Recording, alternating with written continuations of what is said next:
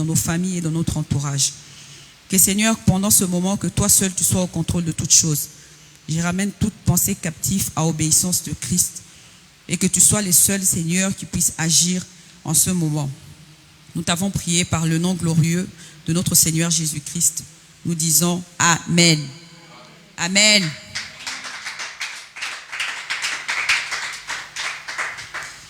Donc nous sommes encore dans notre thème, le thème principal qui est tout ce que les pères n'ont pas planté sera déraciné. Et moi je continue à vous parler du sous-thème qui est la colère.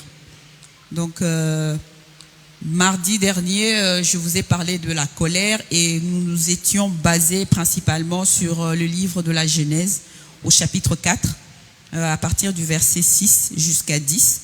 Donc sur cette partie de la Bible, on nous parle de Caïn et de son frère. Caïn qui était irrité, qui était en colère contre son frère et qui a appelé les péchés, entre autres par ces sentiments-là qui étaient devant sa porte, mais il n'a pas su être dominant face à la colère. Et juste après, nous avons défini la colère. Nous avons dit que la colère est un état violent et passager, résultant du sentiment d'agression, d'un désagrément, d'une frustration, traduisant un vif mécontentement, entraînant des manifestations physiques ou psychologiques par une personne. Donc ça, c'est la définition de la colère et nous sommes rentrés dans le vif du sujet en parlant de tout ce qui ramenait la colère dans nos vies. J'ai donné quelques exemples, il y a beaucoup d'autres choses. Donc la colère, c'est un sentiment qui par elle vient déjà, sa source vient de plusieurs éléments et elle-même engendre aussi beaucoup de conséquences, entre autres beaucoup de péchés. Donc nous avons parlé de l'envie, de la jalousie, j'en ai donné des exemples, de l'humiliation, de la trahison, de l'orgueil. Dans l'orgueil, nous avons vu l'orgueil et les sentiments de supériorité. Nous avons parlé d'Esther et Aman qui voulait absolument détruire les Israélites parce qu'il y a un homme qui a refusé de se prosterner devant lui. Parce qu'on ne se prosterne que devant notre Dieu, on se prosterne que devant Jésus-Christ. Donc j'ai aussi parlé du fait que des fois c'était un fait, je dirais exprès. Donc on a des gens autour de soi qui sont là pour inciter à la colère, en sachant qu'ils auront des avantages derrière, des ouvertures où ils pourront, c'est une stratégie pour pouvoir avoir quelque chose derrière. Donc aujourd'hui, je continuerai dans une autre direction. Donc comme je le disais, la colère, c'est un monstre. La colère est dévastatrice. La colère, autour d'elle, elle dévore et consume tout. Ouais, c'est bon. La colère consume tout. Donc nous voyons que Dieu lui-même en premier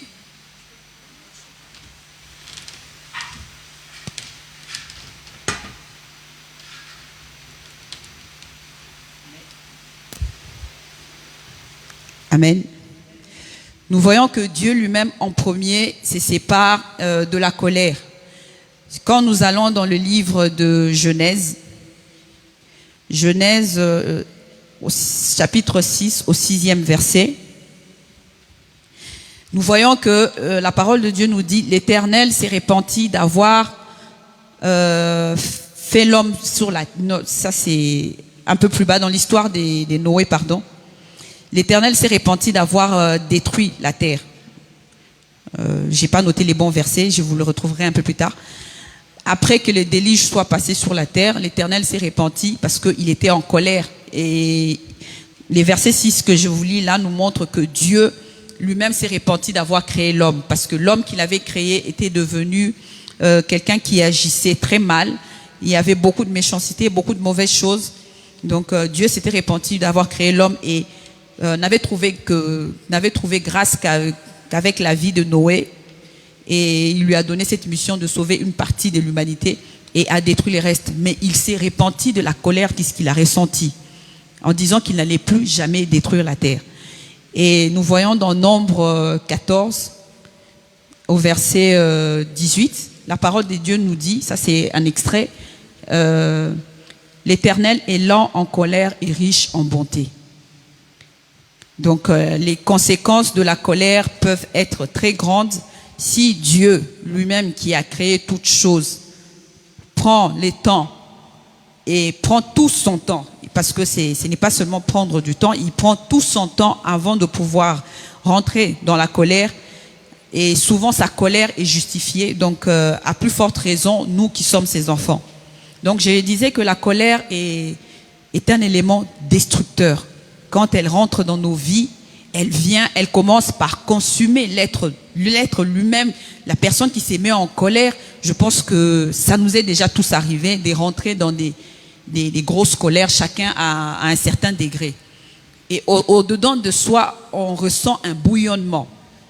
Donc la colère est quelque chose qui nous consume déjà de l'intérieur, et quand elle est exprimée, elle dévaste tout sur son chemin. Donc j'ai développé cela en 2 points. Premièrement, j'ai dit que spirituellement, c'est quelque chose qui nous éloigne de Dieu.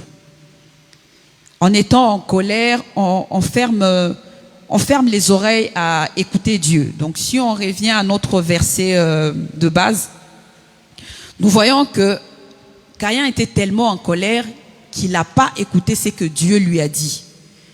Donc quelque part, il s'est éloigné de Dieu. Dieu lui a dit que s'il avait bien agi, il allait avancer de l'avant. Si ce n'était pas le cas, il lui a dit, je vais lire les versets, il lui dit, certainement si tu as bien agi, tu relèveras ton visage. Si tu as mal agi, les péchés couchent à ta porte. Et ses désirs, ses portes vers toi. Mais toi, domine sur lui. Donc, Dieu lui avait parlé, il n'a pas écouté Dieu, il s'est éloigné de cette parole qui lui aurait permis de passer au-dessus de cette colère qui s'est manifestée par quelque chose de beaucoup plus grave, la mort de son frère. Donc, voilà. Comme je le disais, la colère éloigne de nous la présence de Dieu. N'étant pas de Dieu non plus, parce qu'on voit déjà que Dieu s'est répandu. C'est un sentiment que Dieu lui-même a ressenti, mais il s'en est éloigné, il s'en est repenti quand il a détruit la terre. Donc, c'est quelque chose que nous devons mettre loin de nous. La colère est un élément qui peut éloigner de nous toutes les bonnes personnes. Il y a beaucoup de gens qui ont raté des mariages, il y a beaucoup de gens qui ont perdu autour d'eux des personnes qui auraient pu apporter des bonnes choses dans leur existence, entre autres, je dirais, une opportunité de pouvoir évoluer dans les affaires, dans les amitiés, juste à cause de la colère.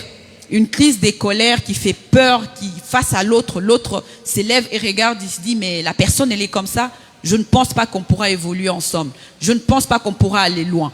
Et pourtant, c'est juste un sentiment, peut-être qu'on ressent à cet instant-là, et qui détruit beaucoup de choses, parce qu'on n'a pas eu le temps de pouvoir réfléchir, de pouvoir se calmer, se dire qu'on a bien agi ou pas du tout, et on s'emporte directement, et la personne importante que Dieu avait envoyée pour transformer notre existence d'une manière ou d'une autre, en voyant cela, s'est dit non, là je ne peux pas aller, parce que on n'a pas la même façon de voir les choses. Si la personne doit se mettre tout le temps en colère de cette façon, on ne pourra pas évoluer ou on ne pourra rien faire de bon. Et on le voit aussi, une personne colérique ne permet pas toujours l'évolution. On ne peut pas discuter avec lui. Là, j'y reviens dans nos familles.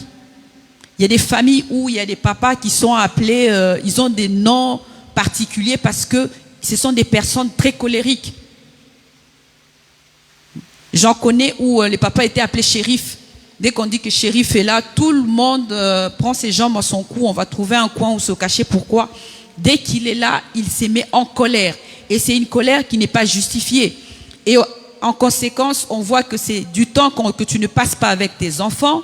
C'est des conversations que tu aurais dû avoir, que tu ne peux pas avoir parce que derrière la colère, tu viens pour imposer, pour ramener les choses d'une certaine manière. Donc, il y a forcément d'un côté manque d'évolution de quelque chose parce que c'est en discutant avec les autres. Par exemple, si son enfant a un problème, ce n'est pas en venant avec la colère, en lui imposant des choses qu'on peut forcément réussir à inculquer quelque chose. Donc un enfant qui sait que son père est colérique, sa mère est colérique, n'a même pas le temps de venir lui parler de ses problèmes, par exemple. Ils vont chercher à l'extérieur, ils vont chercher ailleurs les réconforts ou bien les solutions. Et des fois, nous voyons ce que ça peut donner, des catastrophes ou des choses qu'on aurait pu éviter si le papa ou la maman avait pu laisser la colère de côté et laisser l'enfant s'approcher de lui. Donc la colère est quelque chose de dévastateur. Donc ça éloigne, et nous voyons cela, il y a des parents, il y a des enfants qui ne s'entendent plus, il y a des personnes qui sont séparées, entre guillemets, à cause de la colère. Papa est trop colérique, maman est trop colérique, alors je prends mes distances, ou bien on n'arrive pas à se comprendre parce que l'autre veut continuer à imposer son autorité. Il s'est dit qu'en étant colérique, il va pouvoir imposer son autorité de quelque manière que ce soit. Et nous avons des séparations qui ne sont pas toujours bonnes parce que les fondements n'est pas bon. C'est la colère. La colère est quelque chose qui détruit. Dieu peut avoir décidé pour toi que ta bénédiction, ta réussite se trouve dans une église. Tu arrives dans l'église, peut-être les choses ne se passent pas comme tu veux. Peut-être que toi, tu n'arrives pas tu comprends pas forcément les autres, pourquoi un tel fait ci, pourquoi un tel fait ça, mais parce que tu te mets en colère pour si peu, tu décides que cette église n'est plus l'endroit où moi je dois venir prier. Derrière, tu oublies que c'est Dieu qui t'a placé là et que c'est là que tu dois trouver ta bénédiction. On vient pas à l'église d'abord pour tout ce qui est extérieur, on vient à l'église pour chercher Dieu, on vient à l'église pour rencontrer Dieu. Donc ça, c'est quelque chose pour lequel nous devons aussi faire attention. Spirituellement, la colère nous éloigne de Dieu et nous éloigne de tout ce que Dieu a prévu pour nous. Et la colère est quelque chose, je dirais que là, je pourrais parler de notre morale. La colère peut transformer une personne. Il y a des gens autour de nous, nous les connaissions autrement, mais à cause de la colère qui a fait naître de la haine, du ressentiment, la personne a complètement changé. La personne est devenue carrément une autre personne. Je dirais que moi, je suis passée par ces genres de sentiments où, parce que quelqu'un t'a dit une parole méchante, la colère naît au-dedans de soi. Pour une première fois, on laisse passer. Une deuxième fois, on laisse passer. Et une troisième fois, des fois, par colère, on répond ou bien on agit tellement de façon mauvaise. Heureusement pour moi, à un moment, je m'asseyais, je me dis, mais ce n'est pas ma nature. Je ne suis pas une personne qui parle comme ça, je ne suis pas une personne qui agit comme ça. Et là, maintenant, tu prends conscience que l'autre en face fait des choses qui peuvent te mettre en colère. Donc, la prochaine fois qu'il va venir, avec ses paroles, avec ses mots, tu dois prendre les reculs nécessaires afin de pouvoir te dire que non, là, c'est un piège. Il peut dire ce qu'il veut dire, ça va peut-être faire mal, je veux prendre le temps de me calmer afin de ne pas changer, afin de ne pas être transformé. Parce que des fois, ça peut aller très loin. Parce que l'autre m'a énervé, bon, je m'en fous, je vais, excusez-moi du terme, je vais aller faire n'importe quoi. Ça va des fois loin. Un parent tu penses que ton parent ne fait pas attention à toi, il a dit un mot, peut-être sur le coup, c'était pas ce qu'il fallait dire, ça t'énerve et dehors tu sors pour aller faire des bêtises. Et des bêtises avec nos jeunes, nous en voyons de toutes sortes. Il peut sortir, voilà quoi. La personne devient quelqu'un d'alcoolique, qui commence à boire sans raison, juste parce que mon père m'a énervé, ma mère m'a énervé. Certains dans la débauche. Donc ce sont des choses qui peuvent ramener la personne loin.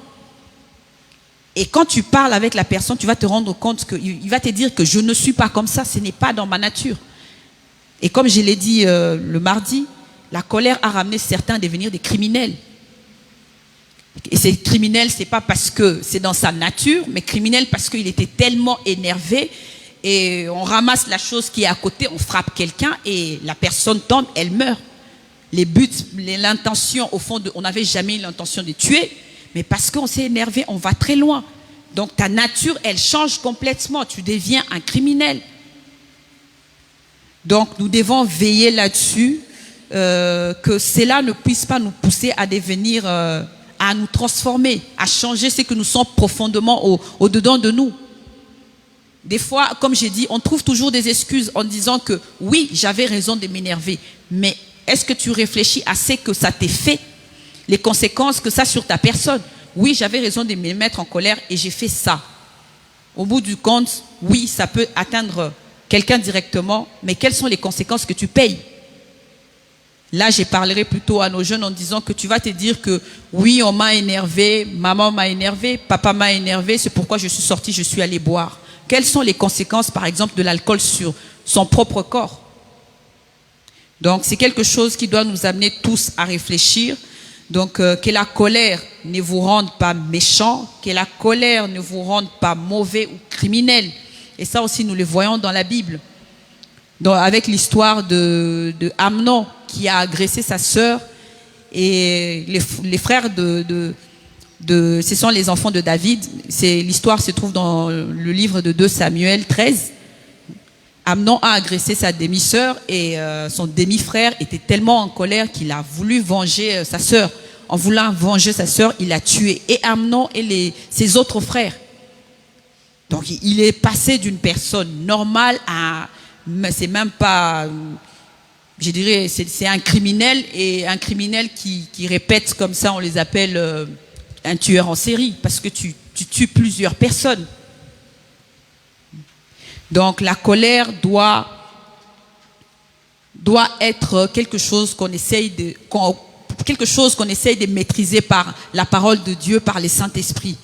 Parce que de nous-mêmes, des fois, nous n'arrivons pas. Et même quand elle tapit devant notre porte, comme nous voyons avec le verset de Genèse, on l'a ressenti, elle est devant notre porte. Nous devons chasser ses désirs, de pouvoir les laisser prendre place afin qu'elle puisse agir au-dedans de nous. Caïn n'a pas réussi à le faire, mais je vous invite tous à pouvoir prendre ces temps-là de dire non à la colère. Elle peut venir, mais quand elle est là, elle est devant ta porte, qu'est-ce que tu fais? Essaye de l'empêcher de rentrer, parce qu'elle va être dévastatrice pour toi-même, pour les gens autour de toi. Donc c'est par la prière, par le Saint-Esprit qu'on prend les reculs nécessaires pour dire non, la colère est là, mais je ne la laisse pas rentrer chez moi. Donc que toutes ces choses ne vous arrivent pas au nom de Jésus-Christ. Donc la colère a des conséquences physiques aussi. Au-delà d'être un sentiment que nous ressentons de façon ponctuelle, elle a des conséquences qui sont très graves physiquement. Nous avons des scientifiques qui ont pris le temps d'étudier les conséquences de la colère sur notre vie. Donc la colère peut compromettre le bon fonctionnement de notre système immunitaire. Étant une personne colérique, parce qu'il y en a qui trouvent que c'est quelque chose de précieux d'avoir la colère parce que ça leur donne de l'autorité, ou bien on a l'impression il a l'impression qu'il est respecté parce qu'il est en colère, mais avoir en permanence ces sentiments de colère, c'est quelque chose qui empêche ton système immunitaire de pouvoir te protéger. Donc face à certaines maladies, les colériques sont les personnes les plus vulnérables, entre guillemets, parce que ce sont des études qui ont été faites pendant des années et il y a des preuves là-dessus. La colère peut exacerber les douleurs physiques. Même moi, j'étais étonnée de voir ça. Quand on est quelqu'un de colérique, là où quelqu'un va dire que ah, où j'ai mal, c'est fini, ça passe, mais un colérique, la personne qui ressent beaucoup de colère, va ressentir cette douleur de façon encore exagérée. Donc, elle augmente les risques de mourir d'une maladie cardiovasculaire. Je ne sais pas pour vous, mais moi, il m'est déjà arrivé de me mettre en colère et d'avoir l'impression que mon cœur allait exploser. Parce que le cœur, il bat vite. On a l'impression que, voilà quoi, son corps est tellement secoué qu'on pourrait même en faire une crise. Donc, avoir ce genre de sensations tout le temps, c'est quelque chose qui peut ramener l'homme à se détruire petit à petit. Et ça aussi, nous voyons dans notre société aujourd'hui. Il y a maintenant des organismes, des personnes, l'État même, les ministères de la Santé essayent d'aider les gens qui sont colériques. Donc, on essaye d'organiser des sessions où on apprend aux gens à gérer la colère. Donc, la colère n'a pas que des conséquences au niveau spirituel, elle a beaucoup de conséquences physiques. C'est pourquoi je vais inviter chacun d'entre nous ce soir à pouvoir éloigner la colère de sa vie. Je m'adresse particulièrement à nos familles parce que pour avoir vécu ça, ce sont des choses que les gens portent des fois pendant très longtemps. Papa, maman, les personnes qui sont mariées, je commence par parce que ça commence là-haut, les personnes qui sont mariées. Apprenez à pouvoir mettre Jésus-Christ au milieu de vous. Apprenez à mettre le Saint-Esprit par rapport au ressenti que vous avez l'un envers l'autre. Que la colère ne soit pas quelque chose qui puisse faire naître au-dedans de vous toutes sortes de mauvaises choses qui vont vous pousser à faire du mal à l'autre, mauvaises choses qui vont vous pousser à méditer, à commencer à programmer, à nuire à l'autre, ou bien à créer beaucoup d'autres choses. Parce que la personne m'a fait mal, tu étais tellement en colère, il m'a trompé, donc tu ne réfléchis pas, toi aussi tu sors, tu vas le tromper. Il y en a beaucoup qui ont attrapé les VIH à cause de la colère. C'est pas ta nature, c'est pas ton comportement. Parce que tu as été trahi, tu étais tellement en colère, tu sors, les premiers venus, tu le prends et au bout du compte, la personne tombe malade. Et étant étant les moteurs d'une famille, les parents doivent apprendre à ne pas avoir de la colère envers leurs enfants. Ce sont nos enfants, quand ils font des bêtises ou ils font des choses comme nous le voyons souvent, ça nous énerve, mais cela ne doit pas nous énerver au point où cette colère commence à détruire, au point où tes enfants commencent à t'enfuir, ou au point où cela commence à mettre de la distance entre vous. Cela pousse l'enfant à aller à l'extérieur. Que cela ne donne pas une excuse à l'enfant en disant que non, ma mère est colérique, mon père est colérique, c'est pourquoi je suis allé voir ailleurs. Ayant vécu ces choses, j'ai dit que la colère est quelque chose qui détruit énormément, énormément. Comment est-ce que nous parlons? Parce que des fois, c'est nous aussi qui devons jeter un coup d'œil à ce que nous sommes. Comment tu t'adresses aux autres? Est-ce que cette parole que tu dis, qu'est-ce que ça va s'aimer chez l'autre personne? Ça va faire pousser de la colère qui va pousser à faire autre chose ou ça va édifier la personne. Et des fois, on le fait de façon involontaire. Et quand on remarque que de l'autre côté, la personne, ça crée quelque chose dans la personne, ayons toujours le courage de nous lever, de demander pardon. Donc, la famille, pour moi, doit lutter contre la colère, essayer de ramener l'apaisement. Comme j'ai dit le mardi dernier, les fruits de l'Esprit Saint nous permettent de pouvoir lutter contre cela. La patience, nous voyons que Dieu est plus que patient. Si nous regardons à ce que nous sommes, à nos comportements, à nos agissements, et aucun être humain déjà n'est capable d'avoir autant de patience que Dieu. Mais étant chrétiens, nous aspirons à faire comme Jésus-Christ. Donc, entre autres, à être des personnes patientes, à être des personnes qui développent les fruits de l'esprit. Donc, ce soir, je voudrais inviter une personne à regarder dans sa vie, à regarder dans sa maison. Qu'est-ce que la colère amène comme destruction? Ce sont des petites choses. Dans la famille, avec nos parents, nos enfants, ce sont des petites choses. Mais ce sont ces petites choses-là qui deviennent des fois dévastatrices, qui changent les destinées des gens, qui font changer les personnes. Donc, je vais nous inviter à pouvoir nous lever. Nous allons prendre un temps de prière pour pouvoir dire non à cette colère qui détruit dans nos vies, pour pouvoir dire non à cette colère qui vient nous séparer de Dieu, pour pouvoir dire non à cette colère qui veut ramener la maladie. Des fois, nous cherchons les diables loin, mais souvent, il est juste à côté de nous. Pourquoi? Parce que c'est nous qui agissons de la sorte, c'est nous qui ouvrons des portes. Donc, je vais vous inviter à nous lever et à prendre la posture pour pouvoir se lever contre la colère dans nos maisons. Nous allons demander à Dieu qu'au-dedans de nous, que nous puissions prendre conscience de chaque moment, de chaque instant qui permet à la colère de prendre place, de venir se mettre devant notre porte, que nous puissions être conscients de cela afin de pouvoir dominer. Nous voyons que Caïn n'a pas pu le faire, mais par la grâce du Saint-Esprit, que nous puissions prendre cette conscience et que nous puissions dominer par rapport à cela. Nous prions au nom puissant de notre Seigneur Jésus-Christ. Père éternel, tu es Dieu, tu es Seigneur. Avec ces enseignements, Seigneur, tu nous as montré combien la colère était dévastatrice. Combien elle était ces monstres qui, dans nos vies, nous consument déjà de l'intérieur et consument tout ce qu'il y a autour de nous. La colère, Seigneur, détruit nos proches. Quand on est en colère, Seigneur, on fait du mal à nos proches, on les détruit petit à petit comme ces feux, Seigneur, qui est au-dedans de nous. Elles nous consument à l'intérieur et elles nous poussent à consumer les autres autour de nous. Nous ne voulons plus de ça dans nos existences.